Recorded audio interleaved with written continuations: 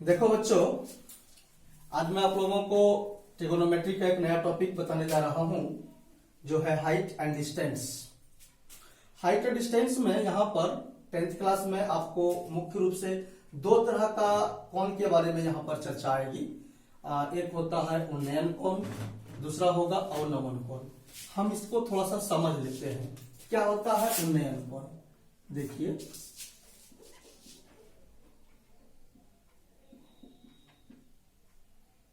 उन्नयन कोण जिसको हम लोग कहते हैं एंगल ऑफ एलिवेशन। क्या होता है ये? इसमें क्या होता है, जब कोई प्रेक्षक, कोई ऑब्जर्वर ऊंचाई पर स्थित किसी वस्तु को देखता है तो ऑब्जर्वर के नेत्र पर जो कोण बनता है उसे हम लोग कहते हैं उन्नयन कोण। याद रखिए, जब कोई प्रेक्षक ऊंचाई पर स्थित किसी वस्तु को देखता है तो प्रेक्षक के नेत्र पर जो कोण बनता है उसे हम लोग उन्नयन कोण कहते हैं। मैं आपको डायग्राम के माध्यम से बता रहा हूं। ये एक टावर है, ये टावर का बेस है, यहां पर है प्रेक्षक ऑब्जर्वर, और यहां पर है कोई ऑब्जेक्ट, वस्तु है। तो मैंने कहा था प्रेक्षक ऊंचाई पर स्थित जब किसी वस्तु को देखता है, यहां पर ऐसे देखेगा, तो प्रेक्षक के नेत्र पर जो कोण बनता है इस कोण को हम लोग कहते हैं उन्नयन कोण। ये कोण हो जाएगा आपका उन्नयन कोण। और दूसरा होता है अवनमन कोण। अवनमन कोण, एंगल ऑफ डिप्रेशन।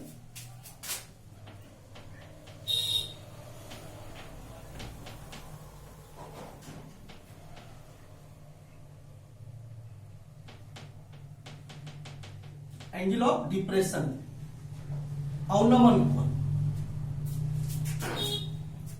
इसमें क्या होता है, जब कोई प्रेक्षक, ऊंचाई पर स्थित प्रेक्षक नीचे जमीन पर स्थित किसी वस्तु को देखता है तो प्रेक्षक के नेत्र पर क्षैतिज रेखा के साथ जो कोण बनता है उसे हम लोग कहते हैं अवनमन कोण। मैंने कहा कि ऊंचाई पर स्थित कोई प्रेक्षक जो ऊंचाई पर है और नीचे की ओर वस्तु है उसको नीचे की ओर देखता है तो प्रेक्षक के नेत्र पर हॉरिजॉन्टल लाइन के साथ जो कोण बनता है उसे हम लोग कहते हैं अवनमन कोण। ठीक इस प्रकार से देखिए, ये एक टावर है, ये टावर का बेस है, इस बार प्रेक्षक यहां पर है, ध्यान दीजिएगा, प्रेक्षक ऊंचाई पर है और जो ऑब्जेक्ट है, वस्तु है, वह जमीन पर है। प्रेक्षक यहां से इसको देखता है जमीन पर, तो प्रेक्षक के नेत्र पर जो क्षैतिज रेखा है इसके साथ जो कोण बनता है इसे हम लोग कहते हैं अवनमन कोण। बहुत स्पष्ट है। यदि आप इसको समझते हो तो सवाल में जब उन्नयन कोण, अवनमन कोण पूछेगा तो आप आसानी से समझ पाएंगे और सवाल बना पाएंगे। मैं आपको बताने जा रहा हूं इस पर आधारित हाइट एंड डिस्टेंस का एक चैप्टर है 9.1, इस पर आधारित कुछ सवाल सॉल्व करके बता रहा हूं। देखिए, बहुत ही आसान लगेगा। देखिए,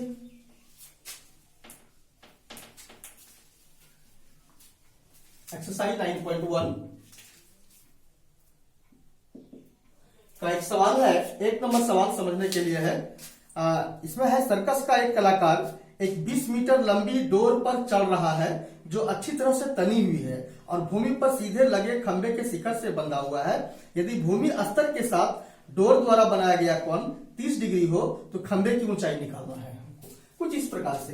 देखिए, और मैं बता देता हूं, हाइट एंड डिस्टेंस में जब भी आप सवाल बनाइएगा, सवाल को आप अच्छी तरह से पढ़िएगा और उसको समझने का प्रयास कीजिएगा। जब आपको समझ में आ जाए तो उसका एक डायग्राम बनाना जरूरी होता है। डायग्राम आप बनाइएगा, उसके बाद सवाल को सॉल्व करिएगा। आपको बता दूं, परीक्षा में डायग्राम बनाने में अलग से अंक रहते हैं और सॉल्व करने में अलग से अंक रहते हैं। यदि कोई बच्चा डायग्राम नहीं बनाया है उसका मार्क्स कट जाता है, इसलिए आप डायग्राम पहले जरूर बनाइएगा। तो यहां पर इस सवाल में एक नंबर सवाल है, इसमें कहता है कि एक खंबा है, खंबा का बेस है और खंबे से एक डोरी बंधा हुआ है, काफी तना हुआ है। यह है डोरी, ध्यान दीजिएगा, यह डोरी है। इसकी लंबाई आपको दिया हुआ है प्रश्न में 20 मीटर है। ये 20 मीटर है, ये जो डोरी है ना, इसकी पूरा लंबाई है 20 मीटर।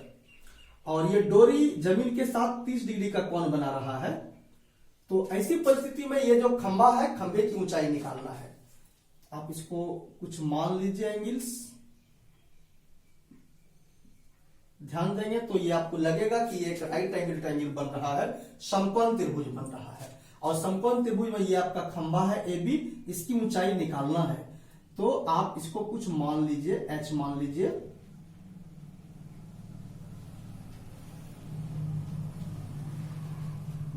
लिखिए, माना कि खंभा की ऊंचाई बराबर H मीटर। तो देखो बच्चों, यहां पर एक विशेष बात ध्यान देना है। समकोण त्रिभुज में मैंने आपको शुरू वाले वीडियो ट्रिगोनोमेट्री में बताया है कि किसी भी समकोण त्रिभुज में 90 डिग्री के सामने की जो भुजा होती है वो हमेशा कर्ण होती है।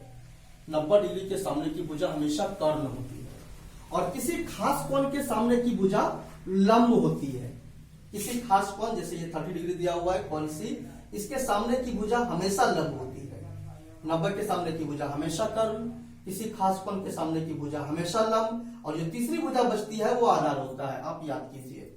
इस कॉन्सेप्ट के आधार पर हम यहाँ पर देखते हैं कि इस त्रिभुज में AC कर्ण है और AB लंब है। तो हमें यहाँ पर देखना है लंब और कर्ण का रिलेशन किस निष्पत्ति में होता है। मैंने आपको कई निष्पत्तियां बताया है, मुख्य रूप से 3 निष्पत्तियां, साइन, कॉस, टेन। तो आप देखिए उसमें लंब और कर्ण का संबंध किस में होता है।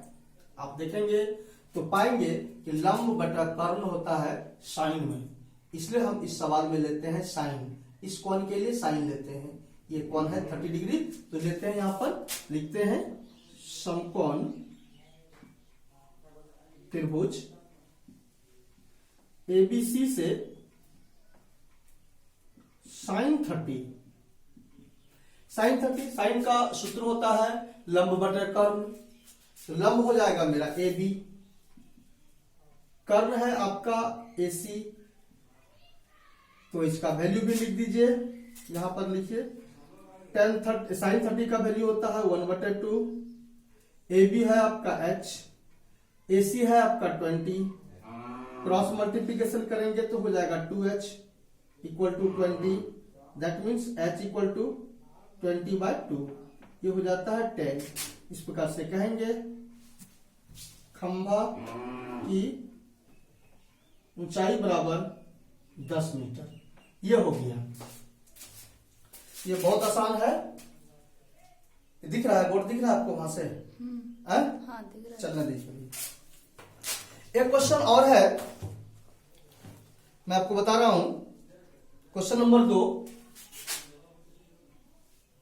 इसमें है कि आंधी आने से एक पेड़ टूट जाता है और टूटा हुआ भाग इस तरह से मुड़ता है कि वह पेड़ का शिखर जमीन को छूने लगता है और इसके साथ 30 डिग्री का कोण बनाता है। तो पेड़ का पाद बिंदु की दूरी जहां पेड़ के शिखर जमीन को छूता है 8 मीटर है। तो पेड़ की ऊंचाई निकालिए। ये सवाल महत्वपूर्ण है। कुछ इस तरह का कॉन्सेप्ट है। मतलब देखो, ये आपका पेड़ है पूरा, और ये पेड़ का बेस है। ये पेड़ आप इसको कुछ नाम दे दीजिए AB। ये पेड़ सपोज करो यहां से टूट जाता है और ये भाग जमीन पर इस प्रकार से झूलता है और ये जमीन से 30 डिग्री का कोण भी बनाता है। तो कह रहा है पूरे पेड़ की ऊंचाई निकालिए, और ये जो यहां पर है इसकी दूरी है 8 मीटर। तो बच्चों आप इसको अच्छी तरह से सारे बिंदु को आप नाम दे रहे हैं। ABC कह दीजिए, इसको D कह दीजिए। मैं इसको एक फिर से समझा देता हूं कि ये पूरा मेरा पेड़ होता है AB। ये पेड़ इस बिंदु से टूट जाता है और जमीन पर झूलता है। तो आप देखिए ये जो दूरी है DC इज इक्वल टू हो जाएगा AD। यदि हम इस समकोण त्रिभुज में DBC वाले समकोण त्रिभुज में DC को निकाल लें और BD को निकाल लें और जोड़ दें तो संभव है कि पूरा पेड़ की ऊंचाई निकल जाएगी AB। हमें यही करना है इसमें। तो देखिए क्या होता है।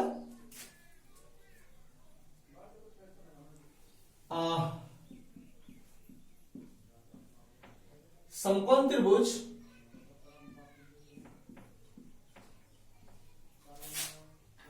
DBC से, समकोण त्रिभुज DBC से हम लेते हैं। तो देखेंगे मैंने आपको शुरू में ही बताया कि समकोण त्रिभुज में समकोण के सामने की भुजा हमेशा कर्ण होती है। ये जो भुजा है ना आपका DC, ये हमेशा कर्ण होती है, और किसी खास कोण के सामने की भुजा लंब होती है, और जो तीसरी भुजा बचता है वो आधार होता है। तो इस त्रिभुज में, DBC वाले त्रिभुज में आपको आधार दिया हुआ है, देखिएगा ध्यान से, ये आपको आधार दिया हुआ है और कर्ण निकालने की बात हो रही है। तो हमें सोचना है, हमें जानना है कि आधार और कर्ण का संबंध किसमें होता है। आधार और कर्ण का संबंध किसमें होता है? तो आप पाइएगा कि आधार और कर्ण का संबंध होता है कॉस में। तो हमें इस त्रिभुज में कॉस लेना पड़ेगा। इस एंगल के लिए, सी एंगल के लिए हमें कॉस लेना पड़ेगा, और हम लेते हैं कॉस 30 डिग्री बराबर होता है, चूंकि आधार बटा कर्ण, तो आप यहां पर लिखेंगे BC बटा DC, और इसका वैल्यू लिखिए √3/2, और ये हो जाएगा आपका BC हो जाएगा आपका 8, और DC को आप H है तो H ले लीजिए, कोई दिक्कत नहीं है। इसको सॉल्व करिए तो हो जाएगा आपका √3H, 4 दूना 8 दूना 16 हो जाएगा, और ये हो जाएगा H = 16 बटा √3, इतना मीटर। ये निकल गया DC। फाइनली इसको कहिए DC = 16 बटा √3 है ये आपका, इतना मीटर। ये आपका DC निकला है। अब हमें इसी त्रिभुज में BD भी निकालना है। तो आप देखो, आपको ये आधार दिया हुआ है, आपको लंब निकालना है, तो आधार और लंब का संबंध किसमें होता है? तो आप पाएंगे आधार और लंब का संबंध tan में होता है। तो आप फिर से इसी त्रिभुज में लेंगे हम, again